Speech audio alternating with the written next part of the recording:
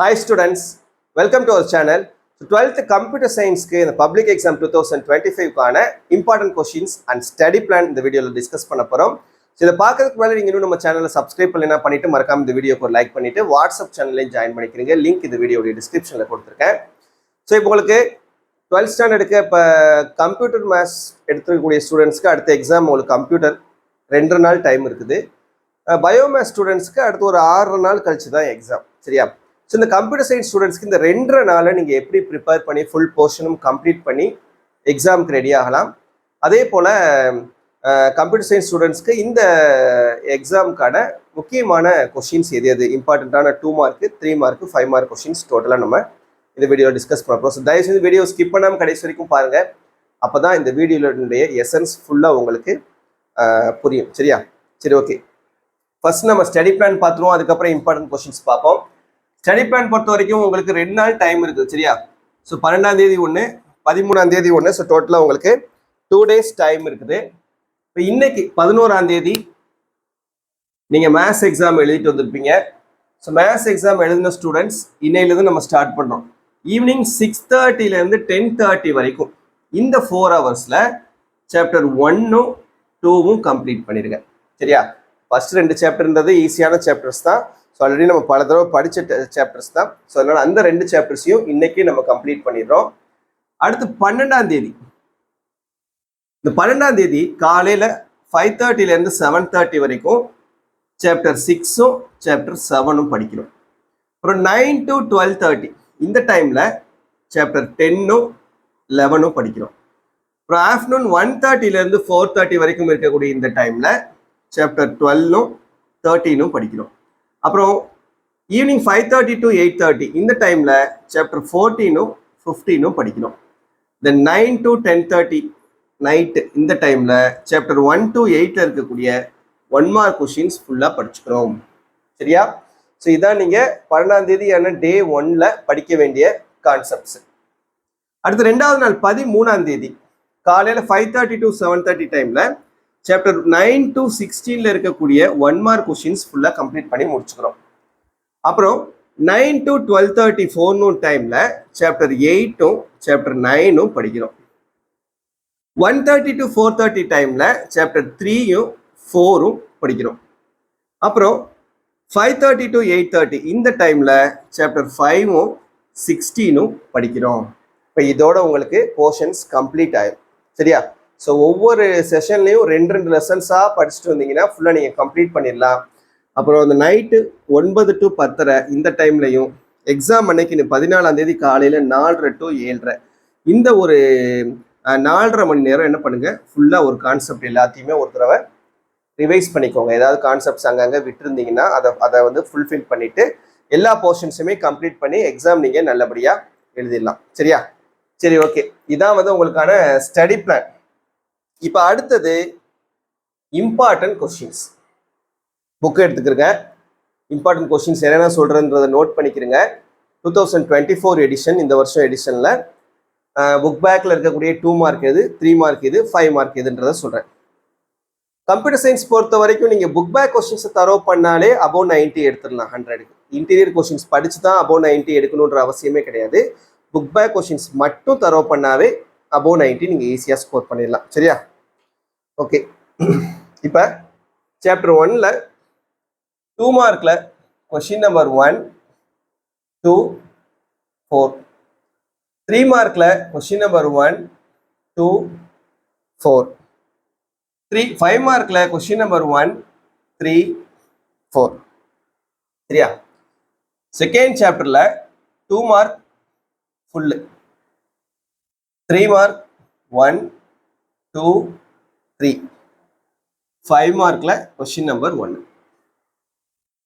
Chapter 3 2 மார்க்கில் question number 1, 3, 4. 3 மார்க்கில் question number 1, 2, 3, 4. 5 மார்க்கில் கொஷின் நம்பர் 1. சரியா? நெக்ஸ்ட் 4th சாப்டரில் 2 மார்க் ஃபுல், 3 மார்க்கில் கொஷின் நம்பர் 1, 4, 5. 5 மார்க்கில் question number 1, 2, 3. Then 5th chapter la 2 mark full, 3 mark la question number 1, 3, 5, 5th chapter. 5 mark la question number 2 and 3.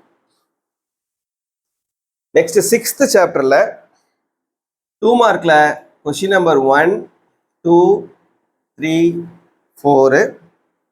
3 mark la question number 1, 4, 5. 5 mark la question number 1.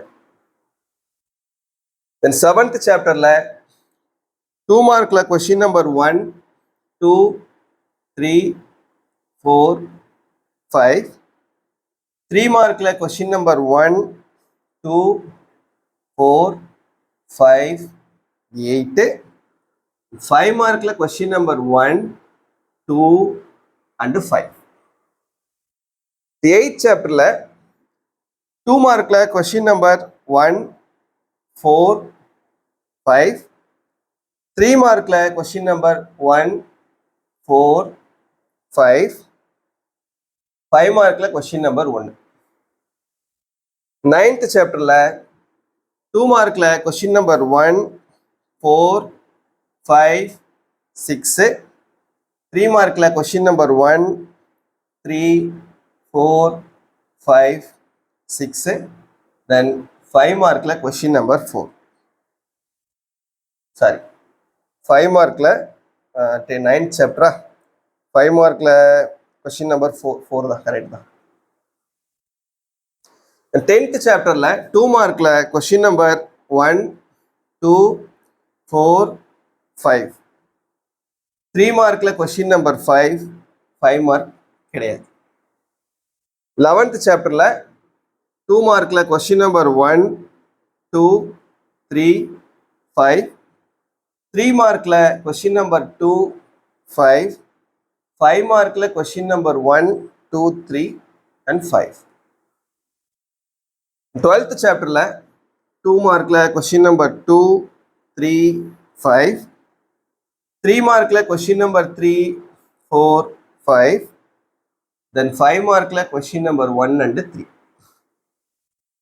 13th chapter la 2 mark la question number 1, 2, 3, 4. 3 mark la question number 2, 4, 5. 5 mark la question number 1, 2, 3 and 5. 14th chapter la 2 mark full, 3 mark la question number 1, 2, 3. 5 mark la question number 1 and 3. 15th chapter la 2 mark la question number 1, 3, 4, 5. 3 mark la question number 1 and 2. And 5 mark la question number 1 and 3. Last 16th chapter la 2 mark la question number 1, 2, 3, 5. 3 mark la question number 2, 3 and 5 mark la question number 1, 3. That's it. சரியா? So இதான் வந்து important questions. கரெக்டாக mark பண்ணி இந்த questions எல்லாத்தையும் omit பண்ணாமல் கண்டிப்பாக நீங்கள் படிங்க. அப்படி படிச்சிங்கன்னா 2 மார்க்கில் 5 into 2 10 மார்க்ஸ் எடுக்கலாம். 3 மார்க்கில் 5 into 3 15 மார்க்ஸ் எடுக்கலாம்.